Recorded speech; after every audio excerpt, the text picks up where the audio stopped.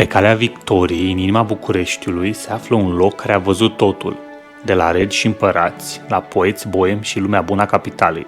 Un spațiu unde s-au luat decizii politice, s-a scris istorie la propriu, s-au pierdut și s-au câștigat războaie, s-au lansat opere literare și s-au trăit povești care au intrat în legendă urbană. Aceasta este Casa Capșa, un complex cu 4 funcțiuni: cofetărie mereu în pas cu moda pariziană, furnizoarea casei regale, restaurant de lux cu monopol asupra banchetelor oficiale, cafeneaua scriitorilor vremii și la etaj un hotel de lux. Ea a dat ora exactă pentru România din 1852 și până la instalarea comunismului.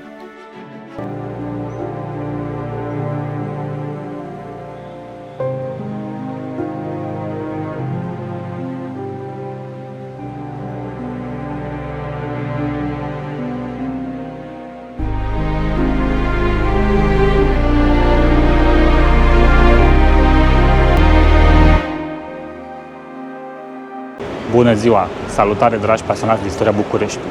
Astăzi vă invit într-un loc în care se împletesc rafinamentul, poveștile de altă dată și aroma deosebită a dulciilor fine. Haideți să descoperim împreună povestea savuroasă a Casei Capșa și ce anume a stat la baza succesului său. Totul începe în 1852. Pe podul Mogoșoarei, actuala Calea Victoriei, elita Bucureștiului se oprea la cofetăria la 2 frați, Anton și Vasile Capșa. Afacerea a prins repede, spulberând concurența. În curând, și ceilalți 2 frați ai lor, Constantin și Grigore, se vor alătura, acesta din urmă în special, și vor deveni creatorii Casei Capșa. În 1855, în toiul războiului Crimeei, Vasile Capșa a încercat o aventură comercială îndrăzneață. A plecat spre Sevastopol cu convoaie pline de șunci și cașcavaluri, dar marfa i s-a stricat pe drum.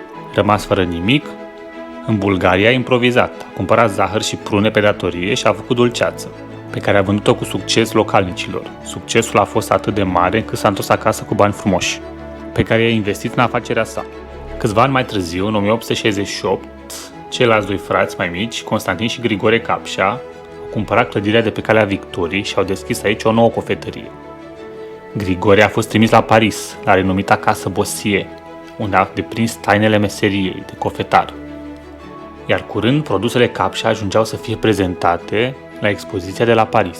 În 1876, Constantin s-a retras, rămânând doar Grigore, iar acesta a ridicat și hotelul în 1886 și cafeneaua, 5 ani mai târziu. Iar în acea vreme, restaurantul era mic și întunecos și fusese poreclit de către clienții săi drept mormântul faraonilor. Aceștia au importat de la Paris tot ce era mai bun și mai ales. De exemplu, au adus absintul sau zâna verde, cum se numea, cum îi spuneau francezii, ananas și primele forme pentru înghețat. Astfel, la finalul secolului XIX, Casa Capșa a devenit un complex complet: cofetărie, restaurant, cafenea boemă și hotel la etaj. Haideți să analizăm arhitectura clădirii. Aceasta este un amestec de stil eclectic cu influențe franțuzești. Fațada este sobru-elegantă, cu ferestre înalte, cornișe decorate și intermonumentale, transmite ideea de prestigiu și putere. Interiorul este și mai spectaculos. Dacă până aici ați aflat ceva interesant, nu uitați să vă abonați și să activați clopoțelul pentru a fi la curent cu toate episoadele pe care le pregătesc. Iar dacă vă place munca mea, vă puteți susține cu o mulțumire. Haideți să intrăm! Astăzi, cofetăria, cafeneaua și restaurantul reprezintă o singură încăpere. Nu mai sunt separate ca acum 100 de ani, iar hotelul este la etaj.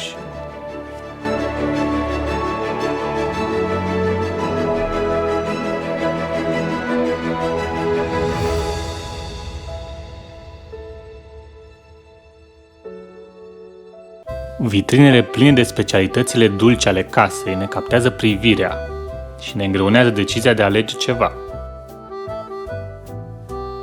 După ce în sfârșit alegem ceva dulce și veți vedea în curând ce am ales, pentru că are o semnificație istorică, chiar și prăjitura, admirăm sala fascinantă a cofetăriei și cafenelei.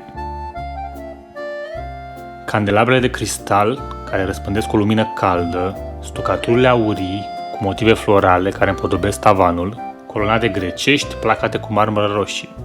De asemenea, remarcăm 2 oglinzi monumentale cu rame din lemn sculptat, decorate cu elemente ornamentale asemănătoare unor aripi desfăcute, simbol al rafinamentului, inspirate de stilul baroc. Ele evocă ideea de zbor, libertate, înălțare, aproape ca o promisiune de înălțare gustativă. Totul era gândit pentru a impresiona vizitatorii străini și pentru a rivaliza cu marile localuri pariziene. Chiar și azi, pășind înăuntru, simți ecoul acelei lume apuse, combinație de lux discret și istorie. Haideți să vedem cărui fapt i s-a datorat succesul. Totul, de la modul de organizare, maniera impecabilă de servire, la personalul calificat de care dispunea, adus direct de la Paris, și specialitățile pe care le oferea, au permis casei Capșa să dețină mult timp monopolul tuturor banchetelor oficiale și neoficiale, ale recepțiilor și meselor oficiale și particulare din București și din țară. Pentru a-și păstra prestigiul, Casa Capșa a folosit metode de preparare dintre cele mai înaintate pentru perioada respectivă. Urmașii lui Grigore Capșa mergând regulat la Paris pentru a aduce mostre din cele mai noi produse de cofetărie. Erau în conformitate cu cele mai înalte tradiții pariziene de preparare a unor prăjituri și dulciuri extrem de savuroase și bogat ornamentate. Se găseau la Casa Capșa prăjituri lucitoare de ciocolată, înghețată, bomboane, caramele, fondante în culori pastelate, tot felul de zaharicale, adică dulciuri, foietaje turcești cu miere în formă de tablete sau de cornete, praline, dropsuri, drajeuri, iar maniera de servire a clienților se dovedea și ea deosebit de importantă. Indispensabilă fiind politețea ce se instituise la teșghea. Nici ambalajul nu era tratat cu superficialitate, ci îi se dădea o însemnătate deosebită. Cutiile pentru bomboane erau special aduse de la Paris, fiind căutate unele dintre cele mai frumoase, mai mari și mai deosebite ce puteau fi găsite atunci în capitala franceză. Iar pentru împachetarea fursecurilor, care se făceau cu mare artă, era folosită o hârtie specială dantelată. După o analiză amănunțită a noutăților de la Paris, ele erau introduse în fabricație și la Capșa, astfel că aceasta avea toate noutățile în materie de cofetărie pe piața românească. Totul era proaspăt, căci Capșa avea o regulă respectată cu strictețe, ca în fiecare dimineață, produse de cofetărie din ziua precedentă să fie vândute la preț de cost personalului. Succesul casei a adus la apariția mai multor fabrici de bomboane și ciocolată, care își deschid și magazine de desfacere în București, în Sinaia, în Iași și așa mai departe. Iar în 1869, aceasta a devenit furnizor al curții domnești, dar și al altor case regale europene, precum cea a Serbiei și a Bulgariei. În 1871, obiceiul era ca toată elita Bucureștiului care rămânea vara în oraș să vină să-și mănânce înghețata la Capșa. Cucoanele stăteau în trăsuri înșirate de-a lungul trotuarului și erau servite acolo, iar la mese stăteau tinerii civili sau ofițerii. Atât de bune erau produsele și serviciile Capșa, încât în 1882, dintre cele 35 de cofetării din București, cea mai renumită rămânea Capșa.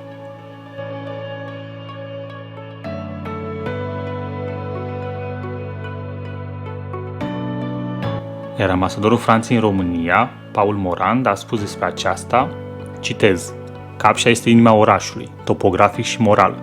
Capșa este timpanul acestei mari urechi care sunt București. Am încheiat citatul. Haideți să vorbim despre Grigore Capșa, omul din spatele succesului. Acesta devenise, între ghilimele, o instituție bucureșteană. Presa scriind despre el ca despre un, între ghilimele, monument de zacaricale. Și avem articolul din ziarul Adevărul din 15 iunie 1897, la rubrica Un bucureștean pe zi, în care se pot citi următoarele. Citez: cu cine să începem această rubrică dacă nu cu acela care este omul cel mai dulce din București? Când zici Capșa, îți lasă gura și parcă îți vine imediat să pornești spre maestrul cofetăriei și al bucătăriei moderne. Să-l facem cunoscut pe Grigore Capșa ar fi ca și când am vorbit despre Biserica Zlătar sau Ateneu. El a devenit o instituție bucureșteană, un monument de zaharicale. Are un singur cusur: s-a apucat să facă politică conservatoare. E bine însă că și are cu ce îndulci toate partidele. Am încheiat citatul. Pentru că Grigore Capșa era membru al Partidului Conservator, clienții fideli erau bătrânii boieri conservatori și cei mai importanți membri ai Parlamentului. Astfel că la Capșa se făcea politică, se puneau la cale marile campanii de presă, de promovare a membrilor partidului sau de atacare a adversarilor. De fapt, aici, ziariștii cei mai importanți venea să ia contact cu actualitatea politică. Astfel că până la primul război mondial, Casa Capșa fusese interzisă boemei literare, fiind rezervată doar protipendadei, boierilor, oamenilor cu funcții publice și ziariștilor, discutându-se politică, după cum am spus, și cancanuri. După moartea lui Grigore Capșa, în 1902, Urmează la conducerea firmei nepotul său, Ștefan, fiul lui Constantin. Și am ajuns și la perioada Primului Război Mondial. Haideți să vedem ce rol a jucat Casa Capșa în acest conflict și ce au pățit vinurile sale scumpe în această perioadă. Viața la Capșa și-a urmat cursul nestingerii până în vara lui 1916, când România a intrat în Primul Război Mondial alături de Antanta.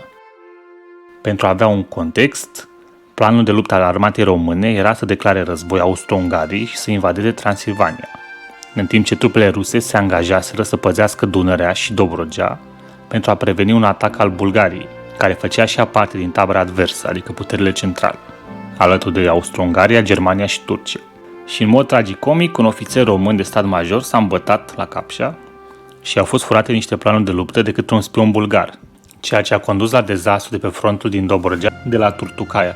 Mai târziu în acel an, armatele puterilor centrale au ocupat Bucureștiul, iar comandamentul trupelor bulgare se instalează la Capșa. Încă de a doua zi începu golirea sistematică a pivnițelor. Soldații veneau cu raniți și sacul de merinde goale și plecau cu ele pline. Ca să meargă treaba mai repede, aduseseră și căruțe, din care vindeau apoi în stradă la cine vrea, sticle de vin bun vechi, de 10 de ani pe câte 3-4 lei. Și astfel dintre sticlele vândute au fost vin Chateau Yquem, crem de tet 1858, Chateau Lafite Retour des Indes din 1848, Fine Champagne din 1825 și 1848, Cave de l'Empereur și alte denumiri celebre. De atunci, pivnițele lui Capșa n-au mai revenit la nivelul pe care l-aveau în perioada antebelică, la nivel de vinuri. Printre personalitățile care au vizitat cafeneaua, au servit un jvart sau un coniac adevărat, s-au numărat împăratul austriac Franz Josef, țarul Alexandru al II-lea al Rusiei, kaiserii Wilhelm I și al II-lea, cu ocazia vizitei mareșalului francez Joffre la București, care venise să înmâneze medalia militară a Republicii Franceze regelui Ferdinand, ca semn de prețuire pentru eforturile depuse de armata română în Primul Război Mondial, s-au lansat celebrele prăjituri de ciocolată care și astăzi poartă numele acestuia, care sugera forma cilindrică a caschetelor militare franceze. Deoarece mareșalul Joffre suferea de diabet, maestrul cofetar s-a inventat o prăjitură care putea fi consumată fără riscuri din partea oaspetului. Aceasta a primit numele mareșalului și a făcut în conjurul lumii, fiind preluată de bucătăria franceză. Deci aceasta este celebra prăjitură Joffre. Să o degustăm. În camera alăturată ne întâmpină restaurantul, la fel de elegant și frumos împodobit, cu candelabre de cristal și cu tavanul bogat decorat, pereții placați cu marmură roz și cu lambriuri, vitrinele împodobite cu flori. Haideți să ne oprim puțin asupra tavanului. Acesta este decorativ bogat ornamentat, cu reliefuri aurite și motive vegetale. În centru se află doi putii, adică copilași îngerași, care țin o cunună și un coș cu flori sau fructe, care este specific Belle Époque. Acesta este un simbol al abundenței, prosperității și bucuriei, ce ne-am aștepta să ne inspire un restaurant de lux. Aveam monopol asupra balurilor sau dineurilor diplomatice. Haideți să vedem cum arăta un meniu de gală oferit de Casa Capșa. Un exemplu este cel care a avut loc în 1912 la Ministerul Afacerilor Străine, gazda fiind primul ministru Titu Maiorescu. Acest meniu era foarte sofisticat, oferind crème chevreuse, adică salate de ciuperci cu bulețe de brânză de capră și unt de trufe, sterle al imperial, adică caviar de cega cu șofran, poulard arbufera, adică pui cu sos de trufe, mousse de foie gras, portovin, adică spumă de foie gras cu vin portughez, nijo champagne, adică cocktail sorbet cu șampanie și gheață, grus de cosa la broș, adică frigărui de portărniche, salal sicilien, adică salată de portocale cu fenel, măsline negre și ceapă roșie, fond artișot provençal, adică inimi de înghinare stropite cu lei de măsline și aromatizate cu capere și parmezan, pudding au vin de samos, adică budincă de fructe cu sos din vin dulce grecesc, iar la desert, pudding au vin de samos, adică budincă de fructe cu sos din vin dulce grecesc, parfait Capșa, adică înghețată cu alune și ciocolată, pele Chester, adică patiserie franțuzească având umplutură de gem de smeură, corbeille de fruct, adică panere cu fructe asortate. Și după cum am spus, la Capșa s-a adus pentru prima oară ananas în România. Iar în completare, vinuri românești, franțuzești și spaniole. Casa Capșa a avut chiar și o gamă privată de vinuri, lansată în 1928, de Crama Bazilescu, împreună cu Maison de Champagne San Merceau, din care făceau parte mărcile Grand Capșa 1920 și 1921, Riesling Capșa, Cloche Bob Capșa, Capșa Rouge și Pelin Capșa. Casa era celebră pe vremea aceea și avea mese puse pe Calea Victoriei, unde își petrecea timpul protipendada vremii. Domnii de la Capșa vorbeau de cai, de femei, de vinuri, cu foarte multă seriozitate. Ei erau înainte de toate amanți, purtau un melon cenușiu, monoclu și pantalon de costum, aveau o floare la butonieră și nu vorbeau decât franțuzește. Domnișoarele, în schimb, care erau cunoscute drept cum se cade în societate, se fereau vara de trotuarul lui Capșa, treceau grăbite cu privirea înainte pe trotuarul din fața al hotelului Louvre, actualul Hotel Capitol. Pe dinaintea meselor se plimbau doar pipițele, între ghilimele, care treceau zâmbitoare, prinzând în zbor o adresă, un compliment sau o cerere de randevu. După spectacole de teatru și terminarea balurilor, o bună parte din lumea bună bucureșteană venea aici să servească cina, iar toate evenimentele se dezbăteau la Capșa. După război, în schimb, situația s-a schimbat. De la boieri, politicieni și funcționari publici, raportul înclină în favoarea oamenilor de litere, devenind cunoscută drept cafeneaua scriitorilor și artiștilor. Poetul român Virgil Carianopol vorbea astfel despre Capșa. Citez: ca să devii scriitor, trebuie să obții botezul Capșei, care, fără nicio firmă literară, era totuși redacția redacțiilor, nodul gordian al trecerii spre nemurire. Am încheiat citatul. Iar Tudor Arghezi spunea despre aceasta că, citez, este singurul local intelectual de pe Calea Victoriei. Am încheiat citatul. Cafeneaua se deschidea în fiecare dimineață la ora 7. La ora 8 își făcea primul apariția poetul și matematicianul Ion Barbu, care ocupa locul din centru, cafeneaua fiind pentru el fel de cabinet de lucru, unde își concepea cursurile pe care le ținea la Facultatea de Matematică a Universității București. Traducea din Shakespeare și își scria poeziile atipice, bând câte o cafea.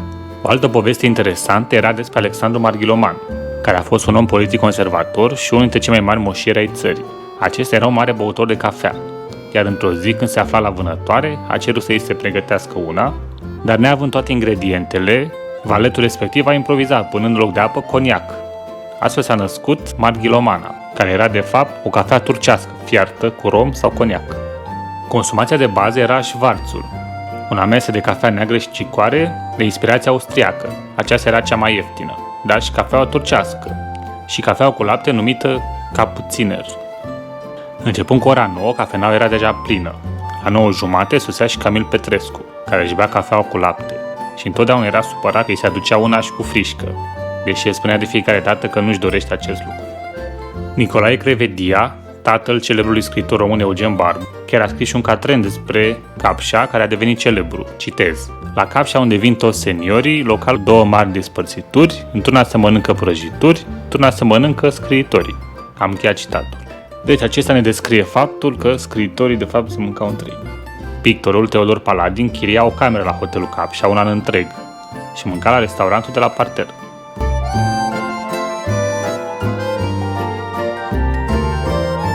Avem și câteva imagini din lobby-ul hotelului.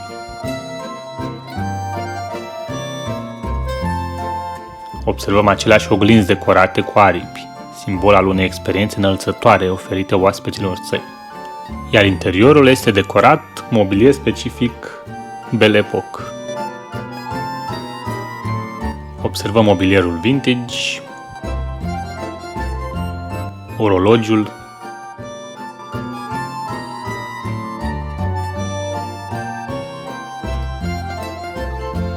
în fundul localului era masa economiștilor, dar figurile lor nu se vedeau prea bine, că se spunea că era atât de mult fum în cameră, că era confundat cu o ceață deasă, cum ar găsi un călător la Londra.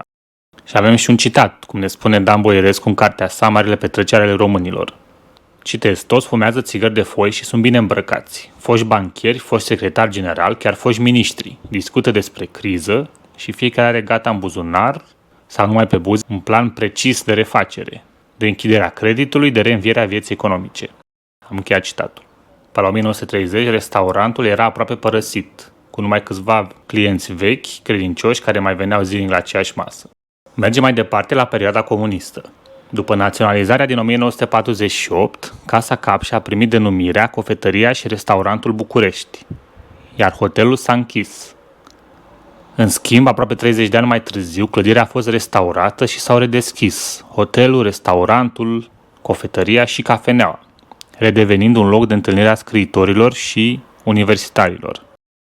Și avem o poveste interesantă și din acea perioadă. Spre sfârșitul anilor 80, continuând o veche tradiție universitară care venea de la Tudor Vianu, profesorii de literatură Eugen Simion și Alexandru Piru obișnuiau să-și invite la masă aici studenții favoriți.